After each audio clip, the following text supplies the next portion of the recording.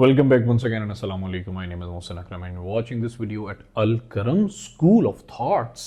हम सोशियोलॉजी के बारे में कर रहे हैं जो कि आपको कॉम्पिटिटिव एग्जामिनेशन से लेकर एकेडमिक एग्जामिनेशन तक हर एक जहां पे आप सोशियोलॉजी ऑप्ट करोगे इंशाल्लाह आपके लिए फायदेमंद होगी अगर आप इसको प्रॉपर्ली डाइजेस्ट करने की कोशिश करेंगे। तो हमारा सबसे पहला वन लाइनर है दोस्तों के 1968 से लेके 1968 से लेके 1998 तक 1998 तक ग्लोबल लाइफ एक्सपेक्टेंसी जिंदगी की जो एक्सपेक्टेंसी है वो बढ़ गई थी कितनी 1968 के अंदर ये 1968 के अंदर ये 50% थी जबकि 1998 के अंदर ये 61% तक बढ़ गई थी एंड दैट वाज डेफिनेटली अभी ये जो हमने थोड़ी देर पहले एक वन लाइनर किया जिसमें हमने देखा कि 2025 तक ये 71 ईयर हो जाएगी और इसका मतलब ये है कि इंसान काफी तरक्की कर रहा है। GM crops are the different form of anything that has existed before।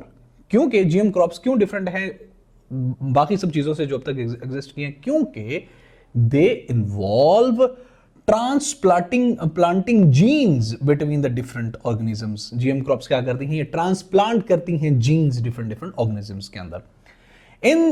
In the ongoing climate debate which of these groups is least likely to be identified as having an interest in overemphasizing the need for the global action on the climate change। क्या media को जरूरत है बहुत ज्यादा climate change action लिया जाए या fossil fuel corporations को जरूरत है कि उन पे दुनिया के अंदर क्लाइमेट चेंज के बारे में प्रेशराइज किया जाए, उनको काम करने की बहुत ज्यादा जरूरत है। So fossil fuel corporation are supposed to be over emphasised to get curtailed and to get controlled। Ecological modernization theory कहती है कि environmental protection cannot be achieved without a high-tech solutions। के जो environmental protection है high-tech solutions के बगैर that's impossible। An ecological form of growth is possible। an ecological form of growth is possible कि भाई ecological form of growth भी possible है वगैरह वगैरह। इसके और भी काफी ज्यादा थे, हम लर्न कर रहे हैं इसको मिनिममली। इकोलॉजिकल मॉडर्नाइजेशन थ्योरी कहती है कि भाई इकोलॉजी के साथ रहते हुए इंसान तरक्की कर सकता है। ग्लोबल वार्मिंग क्या चीज होती है? This is the global warming का हम इंशाल्लाह जो पूरा एक ऐसे कवर करेंगे। वीडियो लंबी होगी बट हम वो वाले फैक्ट्स देखेंगे जो कि अब तक बहुत कम लोगों ने कराए होंगे, क्योंकि मैं जब भी पढ़ाता हूं किसी टॉपिक को तो कोशिश करता हूं कम से कम 5 साइट्स तो विजिट करूं, 5 रेफरेंसेस तो कोड करूं। सो अल करम स्कूल ऑफ थॉट को आप अगर सब्सक्राइब करेंगे, बाकी प्लेलिस्ट देखेंगे, इस चैनल को समझने के लिए आपको उसकी प्लेलिस्ट में जाना पड़ेगा। अलग अलग सब्जेक्ट्स की अलग अलग प्लेलिस्ट बनी हुई है। ग्लोबल वार्मिंग होती है the rise in the average temperature at earth surface. इसको एक्सप्लेन करने की जरूरत नहीं है, इंशाल्लाह वी विल कवर इट। जिनको ये नहीं पता तो global warming is very important topic with respect to your current affair, with respect to your essay and with respect to some extent to the Pakistan affair as well.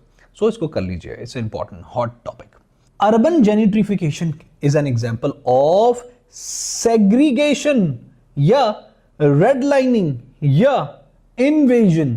तो urban gentrification is an example of invasion। Robert Park और Ernest Burgess ये जो है ना, ये दोनों लोग functionalist perspective के साथ एसोसिएट किए जाते हैं। फंक्शनलिस्ट पर्सपेक्टिव जिसके बारे में हमने पढ़ा उनके साथ किन किन दो बंदों को एसोसिएट किया जाता है? रॉबर्ट पार्क और अर्नेस्ट बर्गस को। In which type of city does religion become fragmented and there is greater openness to new religion faiths? किस किस्म की सिटी के अंदर ज्यादा इनकलकेशन होती है to the other new religions? क्या वो प्री इंडस्ट्रियलिस्ट सिटी है, क्या वो इंडस्ट्रियलिस्ट सिटी है, या post industrialist city is comparatively more open to the other religions? Definitely post-industrial cities are more important। जैसे इंसान अमीर हो रहा है वैसे वैसे ही मजहब के बारे में कम बोधर हो रहा है वो। Urbanization in pre-industrial cities was restricted by urbanization। pre-industrial cities जो जैसे जैसे शहर बढ़ रहे थे तो वैसे ही pre-industrial cities के अंदर urbanization किस चीज से रिस्ट्रिक्ट हो रही थी? Reliance on animals से जो है ना वो रिस्ट्रिक्ट हो रही थी। People were more reliant to the animals। The first stage of demographic transition is called pre-transition stage। पहली स्टेज डेमोग्राफिक ट्रांजिशन की pre-transition stage कहलाती है। The final stage of demographic transition is marked by कैसे? कैसे mark की जाती है final stage of demographic transition की? High birth rate and low death rate से। इंट्रैक्शनिस्ट पर्सपेक्टिव के मुताबिक patients should not always be viewed as passive, but instead as an actor who often show a powerful intent to see the physician. Interactionist perspective ये कहता है, ये interaction से मुतालिक है कि भाई पेशेंट को हमेशा पैसिव नहीं लेना चाहिए, बेचारा कमजोर सा ढीला, वो समटाइम एक बहुत मजबूत एक्टर होता है जिसको ज्यादा ख्वाहिश, अपनी बीमारी से ज्यादा ख्वाहिश फिजिशियन से मिलने की होती है for a lot of psychological and other reasons. Global city उसको कहते हैं, वो मेजर अर्बन सेंटर्स हैं, centres of commerce. These are the major urban centres of commerce on which corporations rely, जिनके ऊपर कॉर्पोरेशंस रिलाई करती हैं। According to Karl Marx, an excess of working class population depend on the availability of employment opportunities. जो working class है ना, उनकी पहुंच depend करती है availability of work employment opportunities पे, ना कि फिक्स्ड सप्लाई फूड पे।